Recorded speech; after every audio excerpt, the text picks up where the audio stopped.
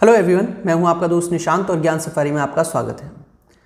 अधिकतर केसेस में देखा गया है कि जब भी आपको कभी कोई छोटे मोटे अमाउंट की ज़रूरत पड़ती है तो आप तुरंत जाते हैं, अपने सोने को किसी पास के सुनार के पास रख देते हैं और हाई रेट ऑफ इंटरेस्ट पर उसको पूरा जो आपने प्रिंसिपल अमाउंट लिया है उसको चुकाते रहते हैं।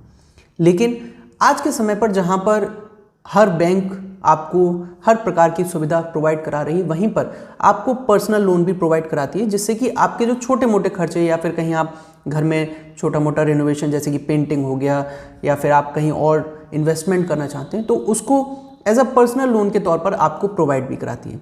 लेकिन इसकी सबसे बड़ी वजह जो है कि लोग नहीं लेते हैं, उसमें बहुत सारी कंडीशंस उन्हें पता नहीं होती हैं या फिर वो डरते हैं।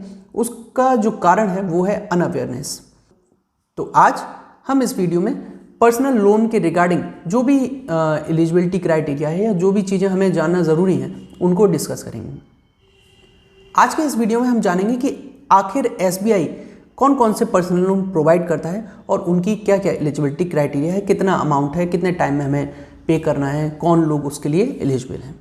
तो जब आप एसबीआई को आप गूगल पर सर्च करें,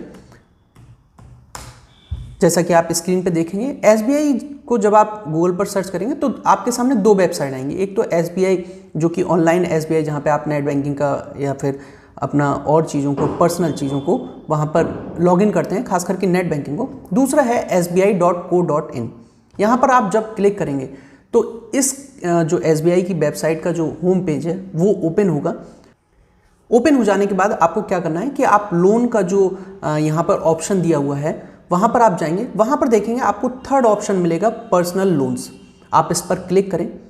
पर्सनल लोन पर क्लिक करने के बाद एक कैटेगरी एसबीआई ने अलग अलग कैटेगराइज कर रखा है, जिसमें आपका पहला है एसबीआई पेंशन लोन, दूसरा है आपका SBI express credit, third is pre approved personal loan, fourth is loan against securities, fifth is most important terms and conditions हैं जो भी पर्सनल लोन के लिए चाहिए होती हैं, और नेक्स्ट है आपका एसबीआई क्विक पर्सनल लोन।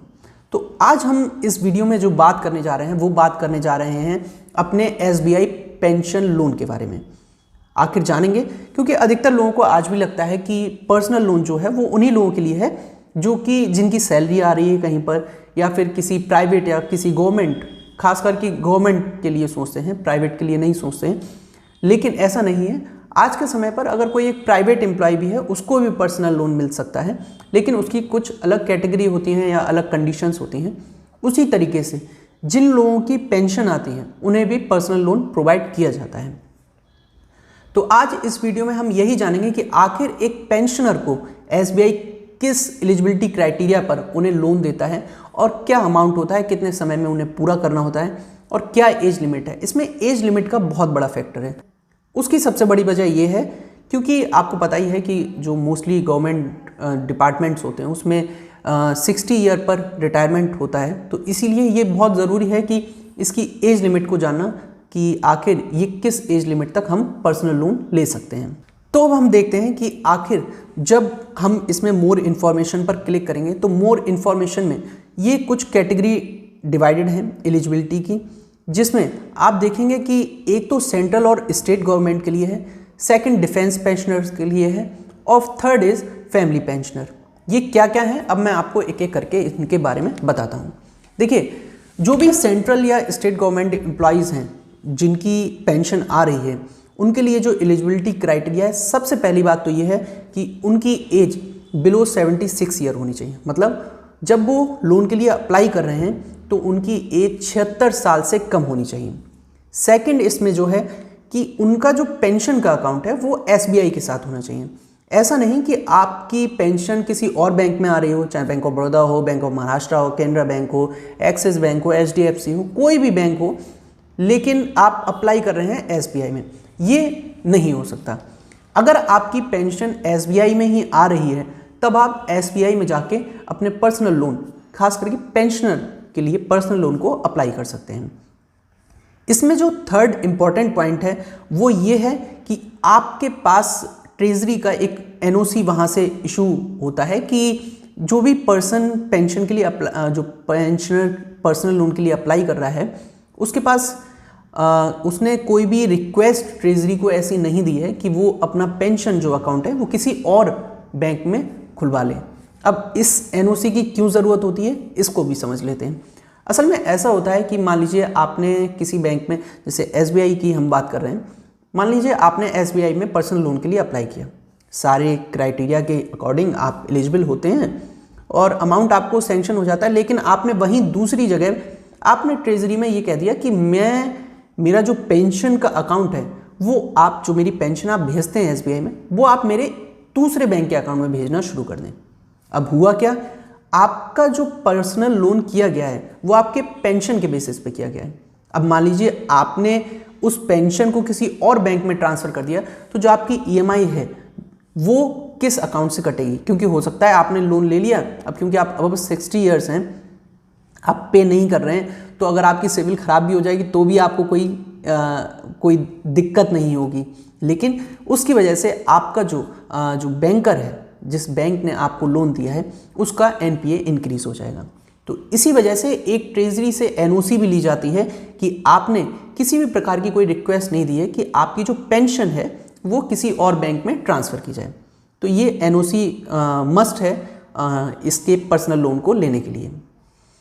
अब इसमें एक कंडीशन और भी है जो कि है स्पाउस को लेकर। देखिए, जो भी अगर मान लीजिए सेंट्रल या स्टेट गवर्नमेंट में अगर पिता हैं तो उनकी पत्नी को एज अ गारंटर अकाउंट में ज्वाइन किया जाएगा, और अगर पत्नी स्टेट या सेंट्रल गवर्नमेंट एम्प्लॉई हैं और वो अप्लाई कर रही हैं तो उनके पति को। तो ये वाइस वर्सा है, जैसे अगर पत्नी ले रहे हैं लोन तो पति इसमें गारंटर के तौर पर अपना रोल प्ले करेंगे, और अगर पति ले रहे हैं तो फिर पत्नी इसमें एज अ गारंटर का रोल प्ले करेंगे।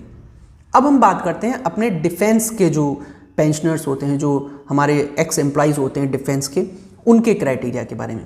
देखिए, डिफेंस में हमारे जितने भी आपके जो फोर्सेस हैं, आर्म फोर्सेस हो गई या फिर आपके जो सीआरपीएफ, आपके नेवी हो गए, एयरफोर्स हो गया, पैरामिलिट्री फोर्सेस हो गई, सीआरपीएफ, आईटीबीपी, बीएसएफ, ये जितने फोर्सेस हैं ये सभी इसमें इंक्लूडेड होती हैं। इसमें भी कंडीशन वही है, एक एज तो होनी चाहिए 76 से कम, साथ ही साथ आपका जो अकाउंट है पेंशन का अकाउंट वो आपका एसबीआई के साथ होना चाहिए। इसकी वजह मैंने आपको पिछले वाली कैटेगरी में आपको मेंशन कर दी, बता दी है। तो इसमें यही 3 चीज़ें हैं कि कौन कौन सी फोर्सेस इसमें इंक्लूड होती हैं। दूसरा, आपकी एज बिलो 76 ईयर होनी चाहिए, जो कि आपकी सेंट्रल और स्टेट में भी वही सेम है। एंड थर्ड इज़ आपका जो पेंशनर अकाउंट है, जो जिसमें पेंशन जा रही है, वो एसबीआई के साथ मेंटेन होना चाहिए। अब हम बात करते हैं अपनी थर्ड कैटेगरी, जो कि है फैमिली पेंशनर्स। अब ये फैमिली पेंशनर्स का क्या मतलब होता है?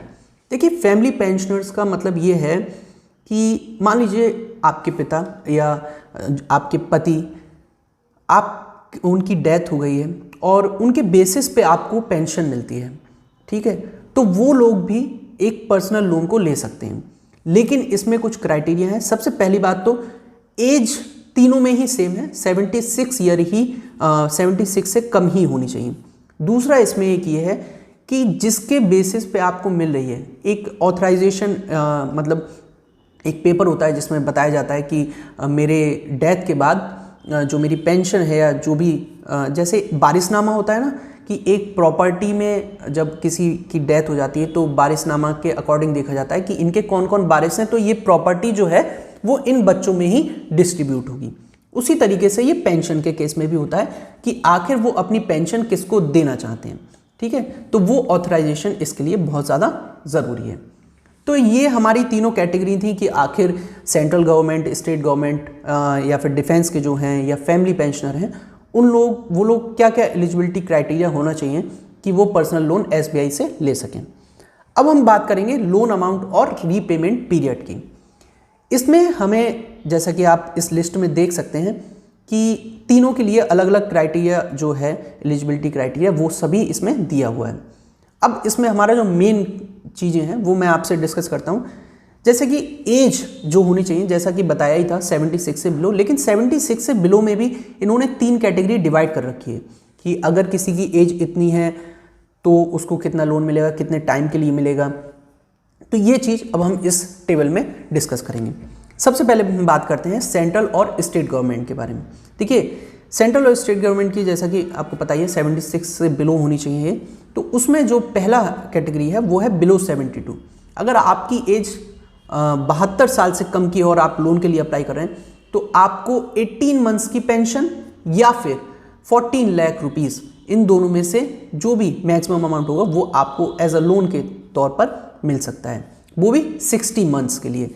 60 मंथ का मतलब हो गया 5 साल।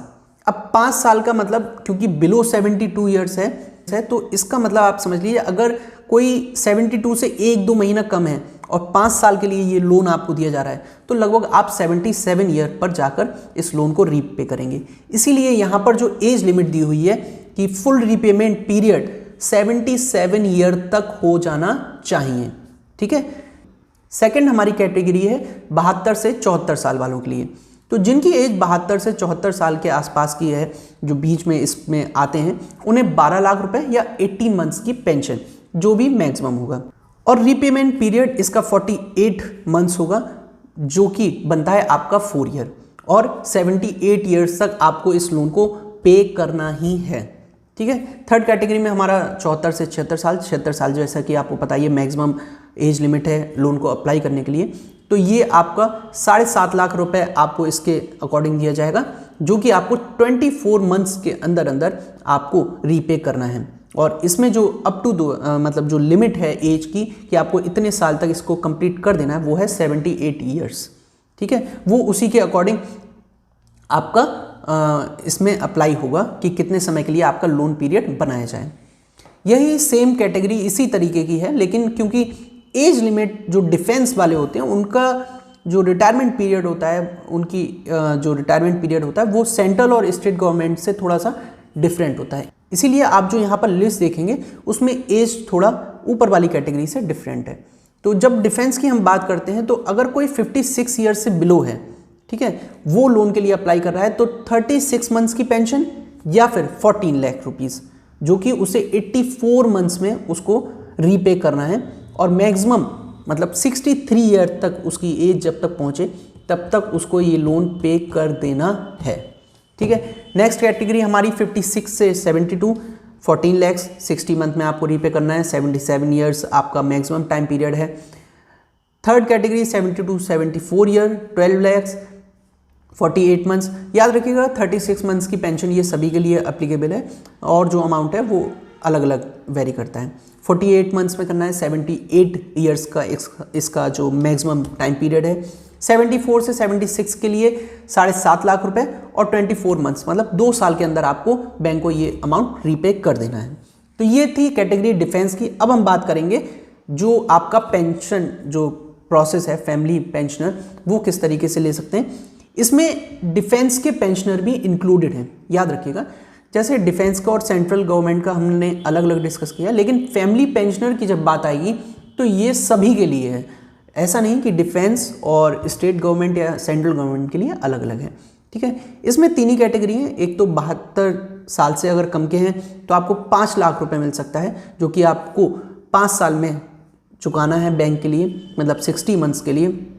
और 72 से 74 के लिए आपका 4.5 लाख है 48 मंथ्स के लिए, और 74 से 76 साल के लिए 2.5 लाख रुपए 24 मंथ्स के लिए। तो ये आपकी फैमिली पेंशनर्स के लिए कि आखिर उनके लिए क्या क्या जो लोन अमाउंट है वो कितना मिल सकता है और कितने समय में उसे रीपे करना है। तो दोस्तों ये पूरा जो इन्फॉर्मेशन है आपके पर्सनल लोन को लेकर है, खासकर कि पेंशनर्स के लिए। नेक्स्ट वीडियो में, आने वाले वीडियोस में मैं और भी जो SBI की तरफ से लोन जो पर्सनल लोन हैं उनके बारे में डिस्कस करूंगा, और जो बैंकें भी प्रोवाइड करा रही हैं उनके बारे में भी डिस्कस करूंगा कि आखिर उसमें क्या क्या एलिजिबिलिटी क्राइटेरिया है और क्या और भी चीज़ें उन्हें ध्यान रखनी है और कैसे उन्हें ये लोन मिल सकता है। तो इसलिए अगर आपको कभी छोटा मोटा कोई इस तरीके का लोन लेना है तो आप अपनी बैंक से पर्सनल लोन के बारे में ज़रूर बात करें, क्योंकि बहुत सारे लोग जल्दबाजी में या वो उन्हें इन चीज़ों की जानकारी नहीं होती है कि आखिर बैंक किस तरीके से पर्सनल लोन देती है या फिर क्या क्या क्राइटेरिया है। तो इन वीडियोस के माध्यम से आपको ये समझ में आ जाएगा और थोड़ा सा अवेयरनेस भी हमारी सोसाइटी में आएगी, जिससे कि वो ज़्यादा से ज़्यादा काम अपना जो सरकारी बैंकें हैं जो फैसिलिटी ऑलरेडी आपको प्रोवाइड करा रही हैं उनको आप ले सकें। जिससे कि आपको जो रेट ऑफ इंटरेस्ट है वो भी कम होगा और आपका काम भी बहुत अच्छे से चल पाएगा।